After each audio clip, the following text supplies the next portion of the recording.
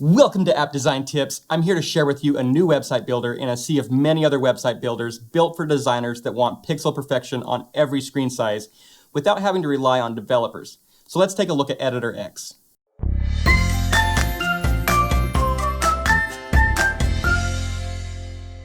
There are many out-of-the-box, simple website builders for non-developers to get sites up quick, including Wix, and that's great for a lot of people. You can choose a great template, add your content, hit publish, and boom, you have a site up like magic. But Editor X found a need for us special people, the designers. We care so deeply about the looks of a site that we want to be able to control everything our own way down to the pixel and color. Now, before I go any further, I just want to point out that this is sponsored by Editor X, so this will be more of an overview of features and benefits than a review. Rest assured, they've agreed that I have the final say in this video, and I have already spent considerable time with Editor X. I would never agree to make any content on a product or service I don't believe in. With that out of the way, let's jump in and check out the magic behind Editor X. The beauty behind Editor X is that it's a no-code editor. You can choose from a variety of templates, sites, and elements just like you can with Wix, but every single element gives you total control to adjust as needed. Now, one great benefit when using Editor X is you can get started for free. You can build out an entire website or multiple websites for free before even paying a penny. The only time you pay is when you publish your site to a custom domain like appdesigntips.com. This is great because you can really jump in risk-free, test out dozens of themes, and build out your own. As soon as you log in, you can start a website right away. So right here, we have a few template options that we can take advantage of. And if we want to view any of these options, we can kind of scroll down, just see which one that we want here. There are a few others if you click See All Design Expressions. But right here, I'm just gonna go for this product showcase. And before I begin to edit, I can actually view this project here. So let's view it and see how powerful this can be. So automatically we see some video animations that we can take advantage of here. And notice when I scroll down here, we have nice element animations with almost all of the elements. And so we can control the speed and the physics of these animations. So we'll take a look at that as well. But another thing that's really great here, this isn't just a box grid design layout. It really has a lot of personality here. And as I shrink my browser down, you can see different breakpoints that this website adapts to. So we have a little tablet view here, and then we have an iPhone view, and you can see that it moves from 3 to 2 columns down to 1. And also, if I resize this here to the desktop view, we have some other toggles here. So we can see what this looks like on an iPad, also see what this looks like on a mobile phone, and scroll down and see what that difference looks like. And so after I decide this is what I want to use, I can always click this Edit Template button here to really get into the bells and whistles and show you how Editor X works. So right when we jump in, we see that we have a canvas here. We can kind of scroll around and see how that looks. And we'll demo this a little bit later and show you how it works. But we also have this top bar that has a few panels that we can take advantage of here. So if we want to add any elements, we can click and add elements. There's some quick adds if you want to add some text or buttons, things like that. But we also have full compositions. So if we want to click down to compositions, you can see we have sections for about, services, features. So we can really get started right away with some of these. And remember, we can start with this, but we have total control over switching things. So this features section, for example, we can move things to the left and right. We can resize the boxes. It's really awesome. And then we have some layout tools here, which we'll talk about a little bit later. And then some of the other things like media and embedment. So if you want to embed a map from Google, things like that. So you really have everything you need to add these elements. But then we have a layers panel here, and this is going to show the structure of the website. And within Editor X or any other website builder, it's important to understand how websites are built, even if you don't have to understand the code. And so I'm going to go through this layers panel and show you kind of the hierarchy of how these elements are laid out.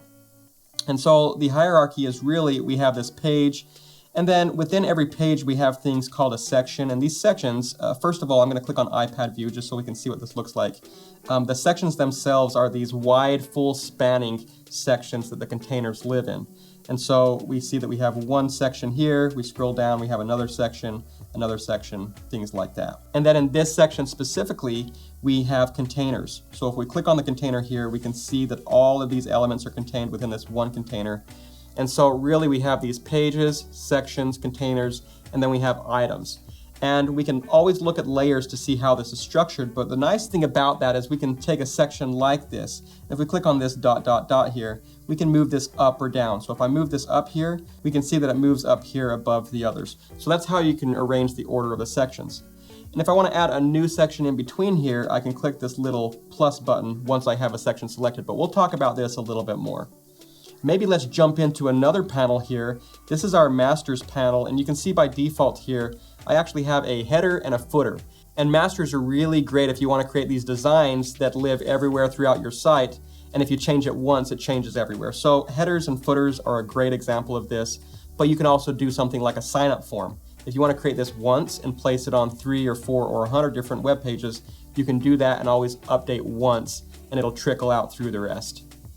Next, we're going to open up the Pages panel. Here in this website, we only have one page, so I'll show you how we can add a new page and things like that. And then we have something that's really powerful. This is called the Theme Manager. So even though we have total control over the fonts, the colors, everything that we want to do, it's really nice to be able to use these typography themes and these color themes, because if we set one header or a header 2, we can always rest assured that we can use that throughout all of our other pages. And then if that ever changes, we can change it one place and that'll change everywhere. So that's the beauty behind these libraries. And we also have colors where we can do the same things, take advantage of that global change that will trickle out throughout our web pages. Now we also have an app market that really expands the capability that we have within our websites. So if you want to build something a little bit more powerful with MailChimp integration for your emails, for example, or if you want to add a forum or add a Wix store to your EditorX website, there's a lot of different apps you can take advantage of. Just click the add button and they'll be available right away. And a lot of these are free. There's some that are paid, but you can look at a lot of the free ones and explore the different categories here on the side. Now, the last panel we have over here to the left is the Content Manager. So because EditorX is so powerful, it also comes with a CMS, a Content Management System.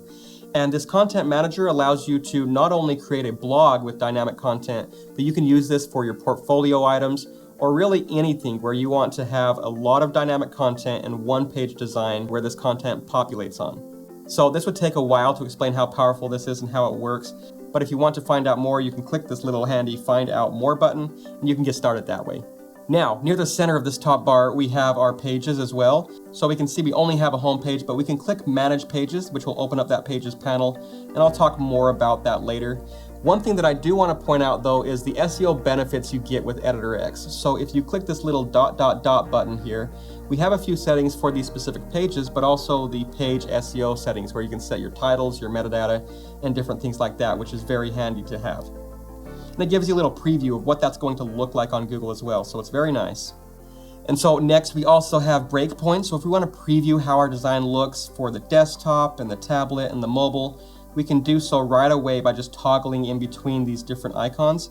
And here we have some drag handles that we can drag to resize to see what those breakpoints look like between the different sizes. And because this is EditorX, we can add custom breakpoints. If these 3 breakpoints are not enough, we can click in this More menu here, and we can add these custom breakpoints here. We're going to jump into some custom design, but I want to just talk about how this custom design works and how you can use it in EditorX. So really where you want to start is editing for the desktop, and when you do this, as you resize the browser and shrink this down, you might find some elements break or overlap, and this is where you want to add the breakpoint. So any changes that you make to the desktop view will trickle down to the iPad view and the mobile view and all the smaller breakpoints. Now, if you make a change to the iPad view, it's only going to be affected by the smaller views like the mobile view and not the desktop view. But there are easy ways to kind of copy this layout and paste it up to the desktop if you want to do that. And I'll talk about that a little bit more as well. Now we're almost done talking about the interface here, so I'm going to switch back to iPad view here. And we also have this inspector panel. So if it's collapsed for you, you can click and expand this. And whatever we select, we have the properties for that specific item. So in this case, we selected the section, and from here, we can add things like how the scrolling works, different padding, and also the width and height and things like that. And now if we select any element inside of this section here, we have all the properties for that element. And we also have something called an action bar. This action bar is where we can add action, but it's also where we can change things like editing the text and things like that. So this action bar right here, if we want to add some animation, which this is already animating right now, we can see that because it's blue. If we click there, we have a number of options of how things float, expand, and we get this real-time preview as we hover over these different elements to show exactly how this is going to look. And again, because it's Editor X, we can customize it as much as we want. But I'm going to click X here. And like I said, any changes you make on the desktop will reflect down. The iPad will reflect down. But let's say that we change things on the iPad. So I'm going to move this over here to the right. Just dock it over here for a little bit of indentation. So if I want, I can click right here and copy this from another breakpoint. So let's go to the desktop view here. We're going to come down where we can see this Be Extraordinary. And then from here, I'm going to click Copy from Breakpoint. And I can copy this. If I hover over, you can see that indentation that I made. I can apply that up from the iPad view. So that's how you can manually pull up those changes from those smaller viewports. But again, by default, it'll trickle down. So let's jump back into the iPad view here as we scroll down. I'm just going to break down how the hierarchy is for this specific section. So again, I can click on the section here, and if we go to our layers panel, let's just take a look at what this looks like. Let's twirl down the sublayers here. So we have an image, we have another container that contains the text and the sign up button, but you'll notice this grid here, these little dotted lines here that help us lay out our content. So the beauty of working with grids, you can do this on containers and sections, but you can do this to really contain different groups of elements within a certain grid. So for example here, if we click Adjust Grid right here, we have options for 1x2, 2x4, 4x2, things like that, but we could also click Edit the Grid. And once we're in the edit here, we can add new columns if we'd like. We can click and drag things around, and you can see how this shoe is fitting within the cell that it's applied in. So there's a nice way, again, to work through a layout using this grid. And we also have cells below to create more spacing. And if I want to add a gap between some cells, I can add 20 pixels, and you'll notice this grid expands to add those gaps between the cells. So it's a very powerful way that you can work with grids. But we'll click Done here. And now you'll notice as we go down to the mobile view, the designer of this template here, we're going to come down here to see that same element. And it has a new grid layout. So we can customize this grid just for the mobile view and then lay things down for the text to be above and the shoe to be down below. So that's kind of how Editor X works with these templates. But let's start off with a new page and show you how fast you can start to add your design and your elements, and also how you can customize this. So I'm going to jump into the desktop view here just to see what it looks like on the desktop. And I want to start off creating a new page. So I can come in here into Pages. It's going to pull up the Pages panel, and I'll click Add New Page here. And you can add a dynamic page where all of your CMS content will be populated on these pages. But for simplicity, I'm going to start with just a normal page. Now, when I create this page, you'll notice that we have a header and a footer. And that's because, again, these masters here in the master panel, we have these headers or footers that we can use. So if we change this one place, it'll be changed everywhere, which is really beautiful. And you'll notice it's a master because it's highlighted green here, just giving a different treatment so that you can know what you're working with. Now let's close the Pages panel just for a second. And we can add sections very easily. So this is a blank section here, so we can start to add elements inside of it. But we can also add a vertical section. So if you want like a vertical navigation down the side of your page, you can get that very easily. But for this demo, we're just going to stick with these sections here. And I can click on the Add an Element, and it's going to pull up the Add panel. And I have some basic things like I talked about. I can quickly add some text in a paragraph.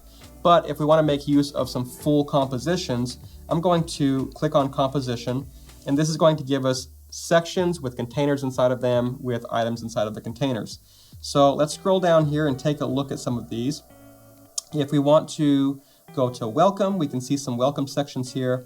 And let's just select this one for now. We're going to pull that in, and we have all of the composition here we can work with. Now, if I want to see what this looks like between the different views, because this is a composition, then there's already some breakpoints for me that I can just use. So we can see how this broke down to one column. So let's pull that back up here. And one thing that's really nice here, if we click inside of any of these elements, we have this little pill that shows us the structure of these items. So we have an image that's inside of an item that's inside of a layouter. And we'll talk about layouters a little bit more. But within this section, I can customize anything that I'd like. So here I'm going to just customize this image. I can click on this unstretch button here to unstretch it to not fit within that layout. And now I can add my custom sizes here. I can do things like create an offset, just like so. And if I pull out my inspector panel here, we can see that we have access to the widths. So the width right here, I can set this to be 70%, but also if I want this to be a static width that doesn't stretch, I can come in here into this little percentage icon and click pixels. And so now as I stretch this out, this is always going to be 458 pixels. And even when I come into the iPad view, you can see that it still has the pixels instead of percentage. So in the iPad view itself, I can make these changes. So I can come back and say now on the iPad view, I want this to be 70%. So I'll click PX, change this to percentage, and I'll choose 70%. Another thing I can do is dock this on any area of the container. So here we can see that it's docked to the top and the center, but I can dock this here to the left. And so as I stretch this here, that's never going to change between the left and the right. It'll stretch and be 70%, but it's always going to be here docked to the left. And we can change this. So this has 15%. I can change the docking to pixels. So I can say I want this to be docked to 10 pixels to the left, for example. I can do that very easily. Now, another thing I want to talk about, I'm going to jump back into the desktop view, and let's go into view. We can actually zoom out to see what this looks like in a smaller view if you were wanting some more screen real estate. So this is still the desktop view. I just kind of zoomed it out so you can see the whole website. So right on the right side of the section, we have a title, text, and a button here. And these group of elements are taking advantage of the stacking feature. So if I click here to select the stack itself, we can see that we have some custom spacing here in between. And this is really nice because as we stretch our designs, it'll always stack accordingly. But here, I'm going to click Unstack first to show you how this looks unstacked. So I'm going to come in here and drag to resize, and you can see how everything overlaps and just looks broken. And that's why we use something like stacks. So let's go back into the desktop view here. And anything that we want to stack up, just hold down Shift, select these few different elements, and then within the action bar here, we can group them very easily, but we can also add this stack. And just since we're here anyways, let's go ahead and add some nice animation. So we'll have a float in, something like that, and we'll hit customize. So here we can change the duration, the delay, things like that, and then say only animate first time. So as they scroll down, it'll animate. As they scroll back up and scroll down, they already got the picture. So we can change that very easily. Now this is stacked. It has that nice stacking order. So I can jump into the iPad view. So with this, I'm just going to move this over here to the side. And I'm going to make this maybe 50% here. So something like this. We'll move this over. And then within the text itself, we can change the width of this within the container. So right now it's 100%, but it's also min width 460 pixels. So here we can leave this blank if we don't want that. We can have that just this 100%. So you can see how everything changed very quickly. I'm going to go back into the stack and just give this a little bit more spacing. But right within here, you can see very easily, I've docked this differently, I've aligned this differently, and now when I stretch this within the iPad view, it looks really good and has that same spacing. So we can jump back into the mobile view, and the mobile view has a little bit too much spacing. Again, we have to change this for mobile, but we come to the desktop view, it's fixed here, the tablet view, it's fixed here, and then back in the mobile view, let's just jump in here and just make a few of these changes. So I'm going to move this up here to have just a little bit less spacing, move this button up here to have a little bit less spacing, and then we're going to go back into the stack. Just make sure this is centered. So we can center it this way, but I'm going to come over here just to make sure that it's centered here. So I can dock this to the center here, and also dock this vertically if I'd like. So if I want to add any margins here, we see that we have a 7% margin here on the left, a 48 pixel margin on the top. I'm going to set this to 0 so that it's directly centered. And then here in the bottom, I'm going to go back to percentage here, and I'll have this, I'm going to go to pixels. I'm going to have this be 48 pixels. And so now we have that great padding here. So that's how you can control your design within these different breakpoints. But if I come down here now, within our website, I'm going to just select the section here, and then we have this add section button again. So I'm going to add a new section, and here we can choose the type. So we have a blank section. If you want to take advantage of a grid again, we can make use of that to lay out the elements kind of like this section is. And then we have this layouter, which is a great feature that gives us containers that are dynamic and responsive by default. So as we resize the page down, the containers will adapt automatically. So let's start with a layouter here. And I'll start with just 3 columns. So let's click apply, and we can see that we have these 3 columns now. And we have this little increase width or decrease width. And so if we want this box specifically to be a little bit wider, we can do that as well. So we have 60%, 80%. We can select these other ones and see how this works. We have 40%, 20%. If we start to increase the size here, it's going to be the percentage in relation to each other.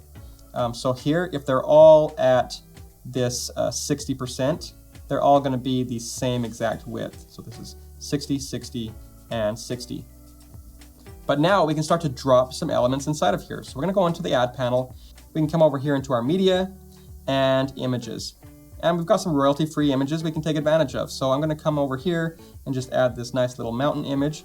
As soon as I drag that inside of one of these containers here, I can resize this as I've done before, but I can also click this stretch button. And as soon as I click that, it stretches here right within this container. And let's do that a few more times here. So we've got a little watch we can drag right here. We'll stretch this out and come in here and add one more image. Okay, so we've got this flex box. Now, when we go to the iPad view here, we still have these 3. And I'm going to go into the layouter here, and we'll change the layout. So here we have these 3 columns, but we can change this into a mosaic pattern here, and we can auto wrap items. So here, this is where we can start to break down these sections, and then we can choose the direction from left to right or right to left. And we have some other options for this layouter, such as a slider. If we want to use a slider, we can do that and just start sliding left and right through these elements. So very handy to have. And through all of this, we can always preview this to see exactly what it's going to look like in the browser. So we'll set this preview, and very easily we can take advantage of the slider. We can start to click around to see how things look, and we can also take advantage of this drag handle to see how that's looking within our site. So very awesome, very easy to use. And if you like what you see, you can hit publish. Otherwise, we'll jump right back into edit site. Because there are so many bells and whistles, it takes a little bit to understand where everything is and how this layout works. But as soon as you do that, you can really get up to speed creating pages in minutes that would otherwise take hours to code. And Editor X is always here to help. So if we click on this help right here, this Academy X right here, it really only takes a few minutes of your time to jump into each section and to see how everything works. But I highly recommend, if this is your first time using Editor X, jumping in here and understanding how this works. And then if you're a little bit more advanced, or if you want to hand this off to a developer for some more advanced scalability, we can always jump right into dev mode. So this is where we can add your own custom code. You can connect this to Wix Business or other external APIs that can pull in data into your site. And then you can use internal and external development tools. So really awesome to use, super handy. And I just want to recap what we talked about here and how you can use Editor X. As you can see by now, this has some of the same benefits as other out-of-the-box website builders. You can really get started very easily. But again, going beyond that, we can change any element we want and make it totally customizable. And I think it's really a game changer for designers that don't have developers in their back pocket to work with as they try to build out their designs. And another great benefit of this, if you are a freelance designer and you're working on different designs, which then in the past you would have to traditionally hand off to a developer, now you can upgrade your services for your clients and also offer them a complete package of your designs being built. And you have this total control over exactly what your designs look like in the development stage. And if you want that added value as a freelance designer, I highly recommend you learn and use Editor X. Now, I just covered the surface of these amazing capabilities. Go ahead and dive in, and if you like this video, go ahead and smash that subscribe button and click that bell icon to be notified of future videos.